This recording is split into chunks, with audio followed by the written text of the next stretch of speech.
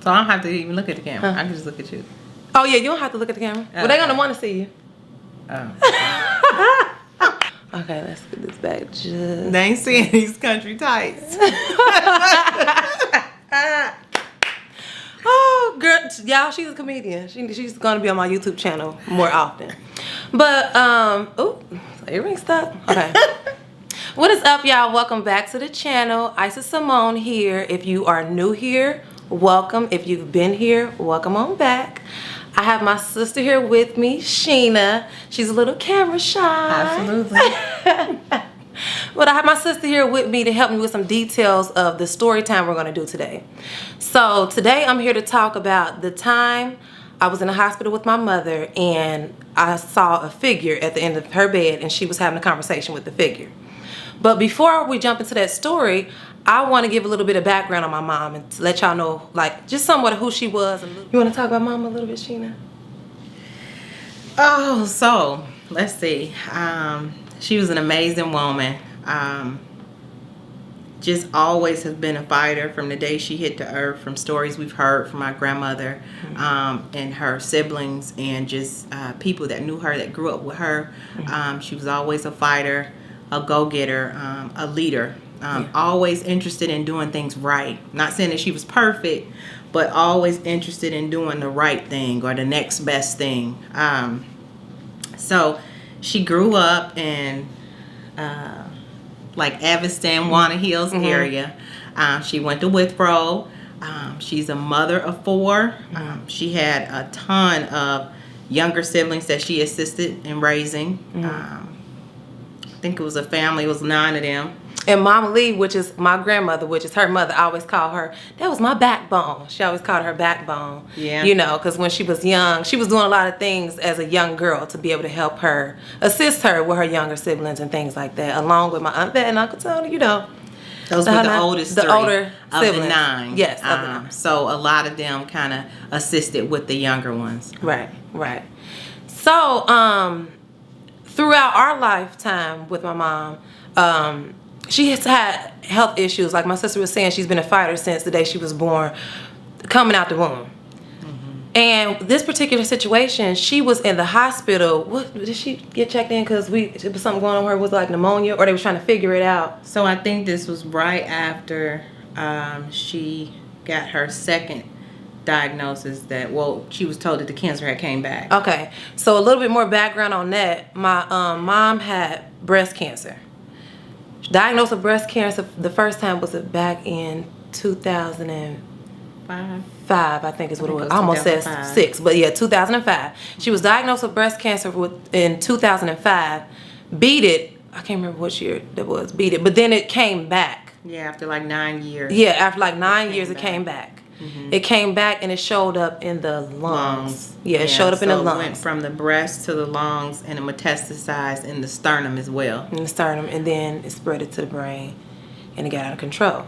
So this particular time we had to check her into the hospital because she had some complications going on, some issues going on, and they really didn't know. We were trying to figure out what was going on. So we had to check her into the hospital.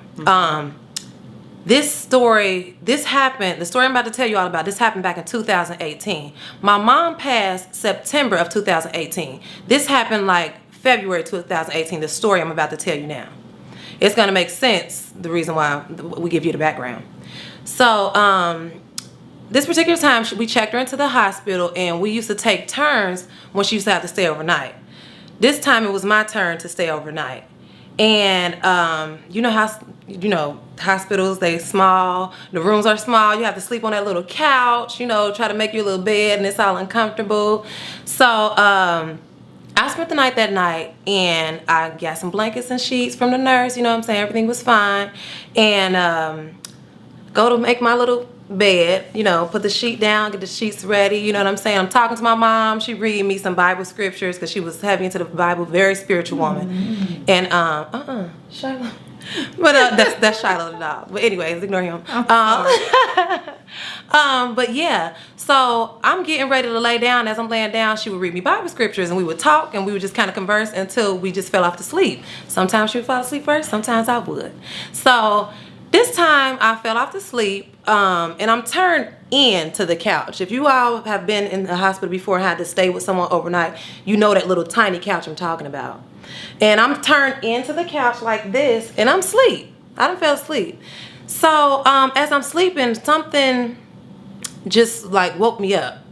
And you know, when you reposition yourself, it was something that just woke me up. So I'm turned into the couch, and then I go to, like, you know, get in a new position and turn outward back toward my mom, because when I was asleep, my back was to her. And as I'm turning in outward to face to her, because that's where her hospital bed was, I'm waking up to check on her. You know what I'm saying? Throughout the night, I check up on her. And at this particular time, it's like 3 or like 4 in the morning. It's early in the morning, like really early. 3, 4 in the morning. So as I go to look at her, she's like in the bed, and she always had her Bible, always reading her Bible. And if she was, you know, about to doze off, she would lay it across her stomach, make sure it was kept on her part, whatever part she left off of. Okay. So she would put on her stomach and like hold it like that and doze out. But she was not asleep. I'm looking at her, and she's woke, and as I look at her, she's like talking, and she's like gracefully talking, but as my vision is coming too, because you know when you wake up, it's just kind of your vision is a little blurry. And as I'm coming to, I see her talking to someone, and I'm look down because she's looking and speaking down toward the end of her bed, the hospital bed. And I'm looking, and I'm like, it was just a dark figure. And how tall was Granddaddy? 6'3". This figure was about 3, 6'4". I think he was 6'3". Yeah, the figure was about that size. Okay, as I looked down, it was a tall figure, about 6'3", 6'4", and it looked like a man. Now, there was no face, it was none of that, but he was standing at the end of her bed. At the end, if you come in the hospital room, because in her hospital room, her room door was to the right. So, coming in at the very end of the bed, the figure, if I'm coming in to see her, he's at the bottom left. It would be my left, right? Okay. Left part. Standing directly at the end of the bed, and she's like gracefully talking, and I'm like blinking, like, I know I ain't blind. You know, like, I can see her. My vision is clear now. I can see her. She's talking, and I'm looking down, and I can see, and I keep saying him because it looked like a man. It had this brown, it literally looked like a man. Like the structure of it was like the structure of a man, but it was all black. It didn't have a face or anything. It just was this tall figure, and it just was standing there just as gracefully. Matter of fact, I'm standing up behind y'all to see. Y'all can see me. It was standing at the end of her bed like this. Just standing there. It wasn't talking back. I couldn't hear anything from it. Let me get back in. I couldn't even, it was crazy because I seen her talking, but it was like my ear gate was shut off. I could see her lips moving. I could see her smiling and just speaking what looked to be just so gracefully, just because that's how she always spoke. And she was smiling. I'm like, looking at her, looking at it. I can't hear what she's saying. I'm like, well, shoot, she ain't in danger. I done scared myself and turned back around and forced myself to go back to sleep. That's how scared I was. I'm like, oh God, what the heck? You know what I'm saying? What is this black thing? I'm looking at my mama, and she just talking. But knowing my mom, she was a very spiritual woman. She was never scared of nothing. Like nothing was she? Like sure. Not a nothing. Could nothing come her way that she couldn't face, that she wasn't ready to go toe to toe with. Demon, whatever, you know. So I say that to say that as time went on, well, let's go back. Because you came the next day. Yeah. I forced myself back into sleep. I was so scared, y'all. I was so scared. I forced myself back to sleep. And I was thinking that she wasn't harmed. And it looked like it wasn't, you know, she was happy to see it, whatever it was. And I forced myself back into sleep. And then I woke up a couple hours later when daylight came. And when I woke up, because I felt like I was still kind of asleep when you came. Yeah. So you kind of woke me up. Yeah. So I came the next morning, and I came in, and I couldn't even get settled good before she was like, guess what happened to me? Yeah. Like, Sheena, I gotta tell y'all what happened to me. So that's when you had started waking up. Like, I'm hoping. So I'm like, what happened? And she talked about last night, because while she was in the hospital, she was having these upticks or spikes of fevers, real high fevers. And we had prayed, and we had been doing massages. They had been giving her round after round of antibiotics, just experimenting, because they had no clue what it truly was. First, they told it was pneumonia, but then they would give her the antibiotics, and then they said this is not working. So they would just give her stronger and stronger antibiotics to try to make them work. And I remember you told them what it was. I told them. I said, well, because at that time they had her on a specific chemo pill. Right. And I said, well, I started looking up the side effects of the different chemo pills. Because this is a real doctor right here. She don't play. I mean, at that point, they experimenting. I guess I better get over here and experiment too. Mm-hmm. So I'm looking at the different side effects of her medicine. And this particular pill, it was new. They had just put her on this pill. I remember this particular pill. One of the side effects was thrombosis of the lung. Yeah, yeah. And of course, when they do the X-rays and stuff, it's gonna look like pneumonia is in your lungs. Mm-hmm. But once they start doing all these antibiotics, it wasn't helping. So back to the story, she kept getting these high spikes of fevers. So we would rub her down with frankincense, remember massaging her back and just rubbing her back and praying. And what's crazy, those herbal remedies, they were bringing the fever down. They were bringing the fever down, but it was just spiked back up because they weren't getting to the root of the issue. Right. They kept trying to treat the symptoms, but not the root cause of the issue. So she tells me the story. She said, and I know everything's gonna be okay. She said there was a man and I think she said he had on all white. Yeah, she did. She said he had on all white and he was at the foot of her bed talking to her, and he just brought such a peace. Yeah, and that's why I guess she was just like smiling and talking. And you know what tripped me out about that? Because when she talked about how she said he had on all white, when my vision, he was black. So it was almost like, I don't think it was for you to see. It wasn't for exactly. Right. That's the point I was trying to get up. It wasn't for me to see. It was her. It was for her. Right. It was because what you were saying.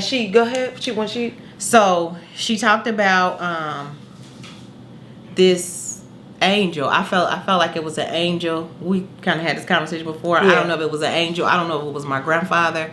I know a lot of people think that angels are women. They have this long hair and they just flying around. But angels are strong men. They are power. They're guardians. They are protectors.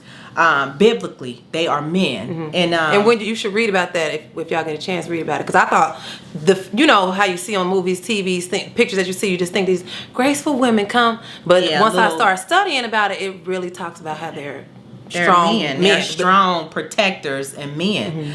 Mm-hmm. And I really think it was an angel. I think it could have been my grandfather. Whatever it was, she was very specific in saying that he had on all white. Mm-hmm. He stood very tall, and whatever he was saying to her or sharing with her gave her a sense of reassurance. Not that everything would work out great, but that he was there, and he was there to cover her and protect her, and she would get through this. And so she shared that story with me, and I know me and Isis talk about it a lot. Mm-hmm. I believe in angels. I believe in guardians. Yeah. I think that was for her. I don't think it was for Isis to see. I think it was for Isis to experience, because with Isis' personality, sometimes she just got to see it. Yeah. So I think that experience was for Isis. It'll strengthen your faith. It'll strengthen your belief. But I don't think it was for her to see the specifics. I think that was for my mom. I think it gave her some reassurance. I also think that it gave her a sense of ease, because there's been a couple of times, especially towards the end of her life, where I remember 2 times specifically, towards the end of her life, where she made the comment, she know where she going. Yeah. She said, I'm fine. Like, at this point, I'm tired of fighting, because she fought 20 plus year battle with just sickness and disease, and this is coming from a lady that is very healthy. She ran every other day. She biked. She went skating. We went skating, very active, ate well. So this is a woman that just been in this fight for so long. She's just been in the fight for so long. After the flu shot, she got the paralysis, and I think a combination of being paralyzed and all the meds and things she had to go through with that I really feel like it caused the cancer. Yeah. I think a lot of that caused, caused that. Yeah. The spiral went into that, and then it was just like a bunch of tests here or there. You know what I'm saying? And I know a lot of y'all don't. Not everybody knows. Some know, but when we say she went through a lot just throughout her life, she was paralyzed by the flu shot vaccine. She at my age, 40, 41. Yeah. Somewhere around there. Very young. Very young. And that happened to her. So we can give you more background in other videos and things like that, but we just trying to tell you about this specific story, but give you a little bit of background to show you why we're here, why we're in the hospital. She battled with a lot, you know. I mean, from something like you were saying, somebody so healthy, you know what I'm saying, run, bike, you know what I'm saying, was into fitness, was into eating healthy, was into keeping her children healthy. Yes. You know what I'm saying? And to be able to know what it feels like to walk and then to be stripped right away from you due to the flu shot vaccine, but your faith still be here. Yeah. I mean, I don't know. I never seen nobody like her. You know what I'm saying? And then after getting smacked with that, you get smacked with breast cancer and then everything else in between. Like, you know, so like she was saying, towards the end of her life, it's just, I'm just tired. You know what I'm saying? I'm just exhausted, you know. And she never said, I'm not going to fight. Never. But on these two occasions, she basically said that her continued fight is for us. Shiloh, Both occasions. One occasion it was with my brother, and then the other occasion, I think we were kind of talking about her funeral or something. Yeah. When she finally went into hospice. But both occasions she was like reassuring us that she knew where she was going. She had no fear. But her continued effort and her fight was for us. Right. But for me, and I think we all kind of felt this but never shared it while she was here, for me, I was sick and tired of her being sick and tired. Right. So I kind of dealt with the journey or the process of her passing, I think a little better than like some of my aunts and some of my cousins and them did, because to see a person so independent, so strong, such a go-getter, to struggle with communicating, to struggle with being able to do things on her own. I know for anybody that knew my mom, she was in a wheelchair and still at the mall by herself, still at church by herself, like doing what she had to do, still working. She worked to the bitter end. So to see her deteriorate, I just thought it was selfish to try to prolong or try to do anything other than what she wanted, because if anybody fought, it was her. Right. So I felt like you need to figure it out. You need to pray. You need to walk with God through this. But how dare you ever make her feel some type of way about wanting to go on? So I was supportive of everything that she wanted to do, because at that point, it was a struggle. It was a struggle. I knew it was a struggle for her, but I think it was really a struggle, just to see her in that situation. And so how selfish would it be of me just because I want to see her when it's not even really the true her that I'm seeing? Yeah. So I think that's how I handled her passing, and then just the journey, because she was in hospice, she was in home hospice. So just that journey with her and seeing her fight to the bitter end, I think it gave me a sense of strength and maybe reassurance that clearly, if there is a place, which I know there is, she's there. Yeah. There's no doubt in my mind. And like I said, she wasn't perfect, but she was very loving. She was very caring. She was a preacher of the word. She was very repentant, and just a follower, very transparent. And so I know that's where she went on to. But I mean, it was an experience. We've had several experiences with her. And just being spiritual and just seeing things and going through things with her. Even her sharing stories that are unbelievable, like her walk, her journey throughout her life and her spiritual journey, just like a lot of things. And like going through that with her and seeing that, and then seeing her, how she was saying that he was white, you know what I'm saying, as far as like going back to this dressed in white, and how I seen it in black. That was my thought. I'm like, it was meant for me like to go through that experience, but not meant for me to actually see. It wasn't, you know what I'm saying? Because it wasn't necessarily for you. For me, right. I think it was whatever comfort or reassurance or whatever she needed for her. Yeah. And I almost because remember, that was also the time where around this time when she was in the hospital, that year, 2018, the beginning of the year, like February, March is when she was in the hospital and this event took place. Remember when we were talking about, she was saying stuff like, back to when she was saying that she was exhausted. And I think that, was Sean there?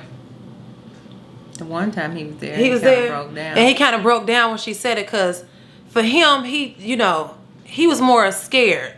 We all were afraid, had like, moments of fear, sense of like, like, dang, But me and her and my younger brother were there like at the forefront of everything. So throughout this walk, we like, it's whatever you want to do. Whereas like my older brother, the way he handled things, he would run just because he was so scared. He was the firstborn. You know what I'm saying? So him seeing her like this, you know what I'm saying? Most of my life, my mom was in a wheelchair because when she got paralyzed, I was what, 7? Yeah. I was 7. So I've seen her walk. I even have those memories when we used to go to the track and run and everything.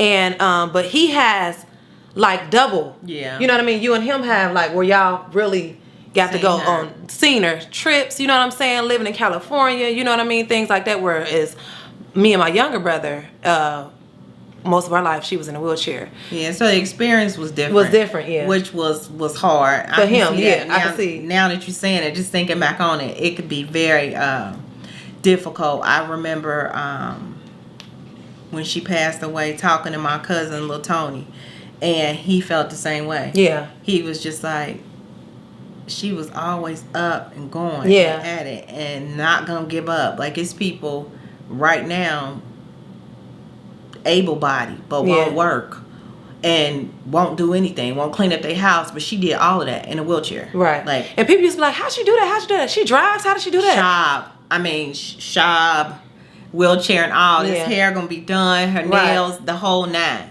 We're gonna insert a couple pictures for you so you can see. Okay? That's just how she was. But I could see that being a struggle, and everybody handles things in their own way. And it was a huge struggle for it was a struggle for all of us. But I think my older brother just handled it differently, because I think so many of those memories that he held on to of her being so independent, so on the go. That was painful. That's why it's like now though, like when I look around, it's like, and like in my life now that she's gone, big shot. Sorry, that's the dog. Now that she's gone, it just, I don't know, when I'm ready to, be lazy or give up or whatever it is, just like, you can't, how dare you? When I had somebody right there in front of me where it's just like, not feeling well and all, get up and go to work every day. She drove. And then remember, it was so crazy because people would ask me all the time, like, how's your mom paralyzed and she drives? She figured it out. She found out that you were able to drive with hand controls. Remember, she went to driving school to drive with the hand controls, and she was not about to let anything hold her back. Yeah. Worked for the VA, you know what I mean? Yeah. She was not playing. So it's almost like when I hear some people's lazy sob stories and I have to get on myself about it too, like, girl, how dare you? Yeah. You know what I'm saying? Like, when you had a mother, you know what I'm saying? That's just like, I have to snap back like, now, don't play. You know what I'm saying? Because she was the GOAT, as y'all would say. She was the real GOAT. She was the GOAT. You know, she was. She really was. And I think her walk also strengthened me a lot. Just in observation, observing her day to day. When she initially got paralyzed, I was older. I was in college, almost graduating from college. And I had my 2 kids, and she got paralyzed. And so then I had Nathan and Isis. And just to see her, I think at that time I was so scared, so fearful, so just snotting and crying, y'all. Matter of fact, y'all, oh my God. We're going to tell them about that in part 2. Okay. We're going to tell them about that in part. We're going to talk to y'all about that in part 2. So we're wrapping up this video about the figure, but then look out for a part 2. We're about to chop here, and then we'll have on the same clothes because we're going to record another one. We'll talk about the time she got paralyzed and the whole event and how you felt, how I felt, where we were. So we're about to get into that. So if you all like this video, please share, like, and comment. It could really help someone. You know what I'm saying? I answer all back to all comments. Inbox, you know what I'm saying? Follow me on Instagram @_Isis_Simone. My sister is not on social media. No, that's so not she's not on anything. Follow me as Sheena. I don't know. So we'll tell y'all about that on part 2. So be looking out for part 2. And thank you all for watching. Thank you. All right. See you in the next one.